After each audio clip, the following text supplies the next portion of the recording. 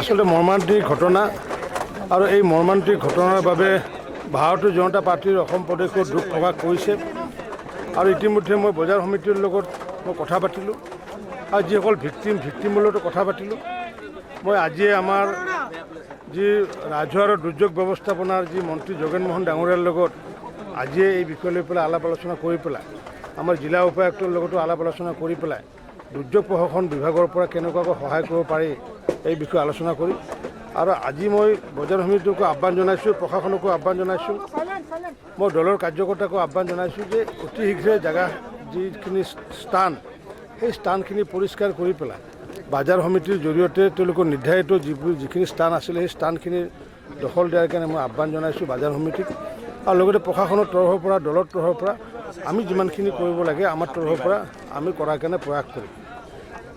মাজে মাজে সময় এই অঞ্চলত এই কথাষাৰ আজি অভিযোগ কৰিছে যে যোৱা 10টা বছৰৰ ভিতৰত ছবাৰ এনেকুৱাকৈ অগ্নিকাণ্ড হৈছে আৰু এবাৰ অগ্নিকাণ্ড হওঁতে এটা ঘৰত 4টাকৈ মানুহ মৃত্যু পৰ্যন্ত হৈছে। গতিকে সেইবোৰৰ তদন্ত নোহোৱা বুলি অভিযোগ আহিছে। এই বিষয়টো মই আজি উপায়ুক্ত ডাঙৰীয়াক ক'ম যে ক'ৰবাত বিজুতি ক'ৰবাত আছে নেকি। ইতিমধ্যে থানাৰ ইনচাৰ্জে জনাইছে শ্বৰ্ট চাৰ্কিটৰ পৰা হোৱা এটা সন্দেহ কৰা বুলি জনাইছে, তথাপি প্ৰপাৰ এনকুৱাৰী এটা হৈ পেলাই আৰু লগতে যদি তেনেকুৱাকৈ যদি শ্বৰ্ট চাৰ্কিট হৈছে তেতিয়াহ'লে ইলেক্ট্ৰিফিকেশ্যনৰ ব্যৱস্থাটো যাতে শ্বৰ্ট চাৰ্কিট যাতে হ'ব নোৱাৰে সেইটো নিখুঁতকৈ ইলেক্ট্ৰিফিকেশ্যন কৰি ল'লে নিশ্চয় এনেকুৱা ঘটনা নহ'ব। তো মই নাজানো এইটো কি প্ৰকৃত কাৰণটো, ইয়াৰ প্ৰকৃত ৰহস্যটো উদ্ঘাটন কৰাৰ কাৰণে মই প্ৰশাসনকো আহ্বান জনাম।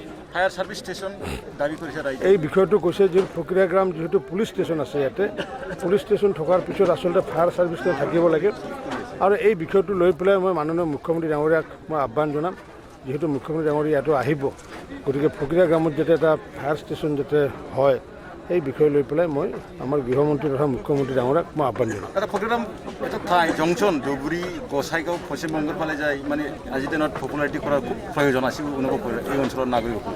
মানে স্বাভাৱিকতে আজি অসমৰ পশ্চিম প্ৰান্তৰ এটা সীমামূৰীয়া এইটো এটা অঞ্চল, ইয়াতে আচলতে যথেষ্ট কৰিবলগীয়া আছে আমাৰ চৰকাৰখনেই হওক বা পূৰ্বৰ চৰকাৰে হওক আৰু এই ক্ষেত্ৰত যি চকু দিব লাগিছিলে সেই চকু দিব পৰা নাই বিভিন্ন কাৰণত। আগন্তুক দিনত ফকিৰাগ্ৰামখন আমি উন্নতি কৰাৰ কাৰণে আমি প্ৰচেষ্টা ল'ম, প্ৰয়াস ল'ম।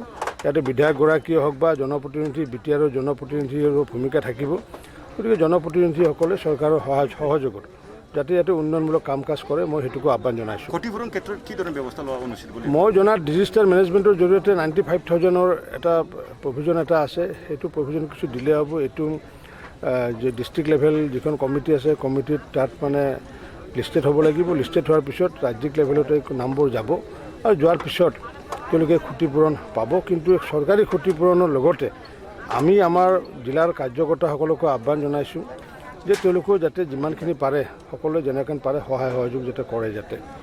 আমি দেখিছোঁ যে ফকিৰাগ্ৰাম এৰিয়াত আনডেভেলপ এতিয়ালৈকে ডেভেলপ হোৱা নাই। এইবাৰ বিজেপিৰ যে অৰূপ দে ইয়াৰ জিকাৰ পিছত ইয়াৰ ভাল ডেভেলপমেণ্ট হ'ব আপুনি ভাবেনে? এইটো কৰিব লাগিব, কাৰণ বিজেপি য'ত তাতে উন্নয়ন ত'ত, গতিকে বিজেপি য'ত উন্নয়ন ত'ত, গতিকে ইয়াতে আমাৰ বিটিআৰৰ যিগৰাকী জনপ্ৰতিনিধি হয় আৰু লগতে যিগৰাকী বিধানসভাৰ প্ৰতিনিধি হ'ব, গতিকে তেওঁলোকেও আগন্তুক দিনত উন্নয়নৰ ক্ষেত্ৰত ব্যৱস্থা ল'ব আৰু মই নিজে উন্নয়নৰ দিশটো ফকিৰাগ্ৰামত তদাৰক মই নিজে কৰিম বুলি আজি আপোনালোকৰ সন্মুখত মই কথা দিলোঁ। আগন্তুক দিনত উন্নয়নৰ দিশটো ময়ো চাম ফকিৰাগ্ৰামৰ ক্ষেত্ৰত। ধন্যবাদ।